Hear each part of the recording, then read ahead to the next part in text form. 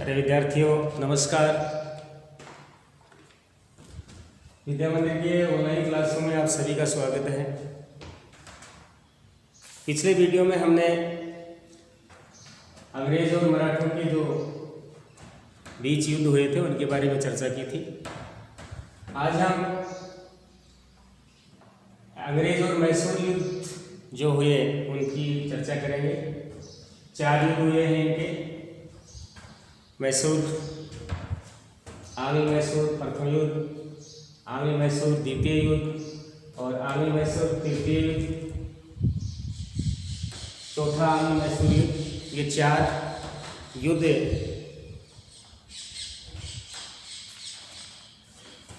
अंग्रेजों और मैसूर के मध्य हुआ। तो ये कैसे हुआ देखो। 1761 ईस्वी में हैदर अली ने मैसूर के का जो राजा था जिसका नाम था नंदराज, उससे सत्ता छीन ली हैदर अली ने, ठीक है, और स्वयं सर्वे सर्वा बन गया। इसके बाद 1761 ईस्वी में ही मैसूर का जो राजा था उसकी मृत्यु हो गई और उस राजा की मृत्यु होने के बाद हैदर अली ने अपने आप को सम्राट या शासक घोषित कर लिया।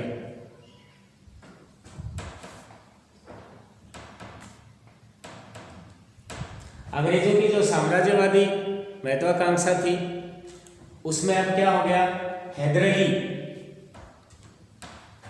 उनको खटकने लगा और योजना बनाने लग गए अंग्रेज कि किस प्रकार से हैदर अली को की शक्ति को कमज़ोर की जाए, उनके ऊपर विजय प्राप्त की जाए, मैसूर को अपने अधिकार में लिया जाए। ये योजनाएं अंग्रेज बनाने लग गए। तो देखो अंग्रेजों ने क्या किया, मराठों के साथ अंग्रेज संधि बनाई मराठों के साथ मिलकर और निजाम के साथ मिलकर के हैदर अली के विरुद्ध अभियान चलाने की योजना बनाने लगे। एक संगठन बनाया हैदर अली को हराने के लिए, जिनमें मराठा शामिल थे, निजाम था और अंग्रेज थे। इन तीनों ने एक संगठन बनाया हैदर अली को पराजित करने के लिए। लेकिन हैदर अली भी अच्छा राजनीतिज्ञ था, शासक था। तो हैदर अली ने अपनी कूटनीति से गुप्त में ही मराठों को से ये संधि कर ली कि आप युद्ध में तटस्थ रहेंगे। मराठों को युद्ध में तटस्थ कर दिया और जो निजाम था उसको कुछ प्रादेशिक प्रलोभन दे दिया,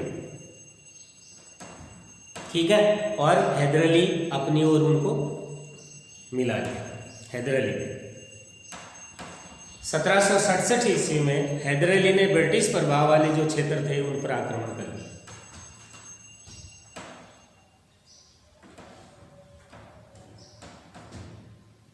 ब्रिटेन के प्रभावित जो क्षेत्र थे उनके ऊपर हैदर अली ने 1767 ईस्वी में आक्रमण कर दिया।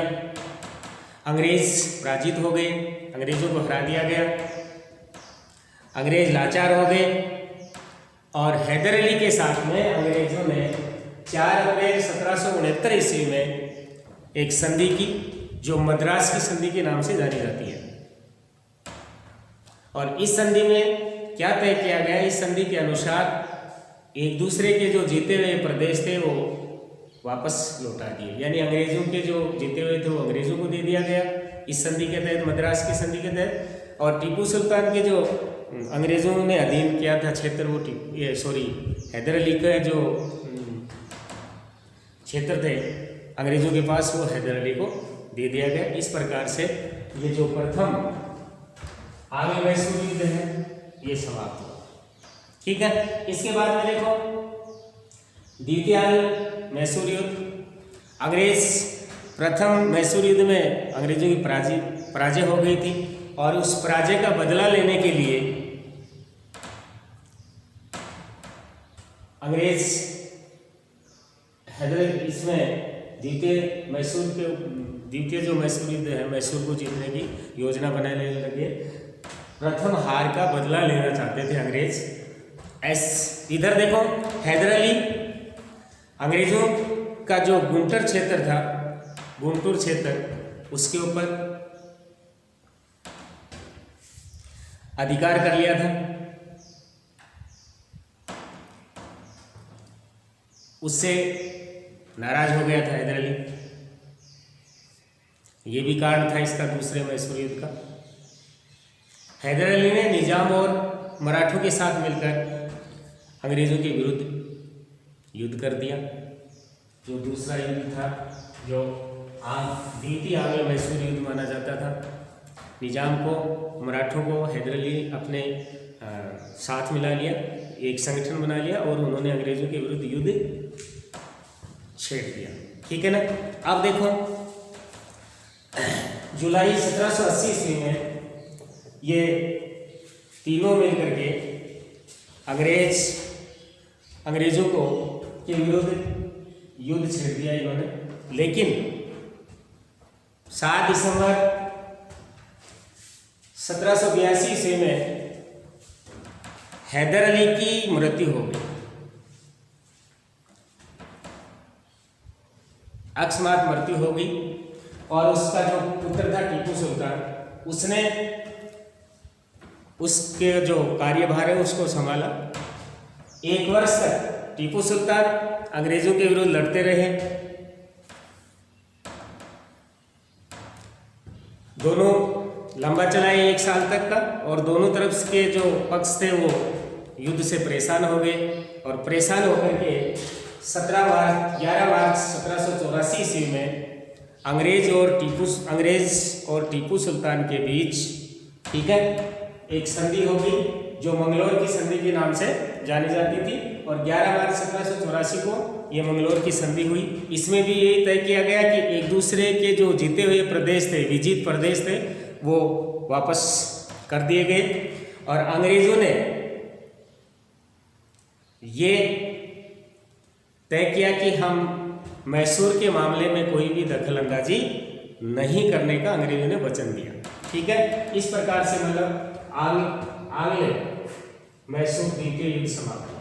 ठीक है। अब देखो, तृतीय आंग्ल मैसूर युद्ध, इसमें इसका जो कारण है,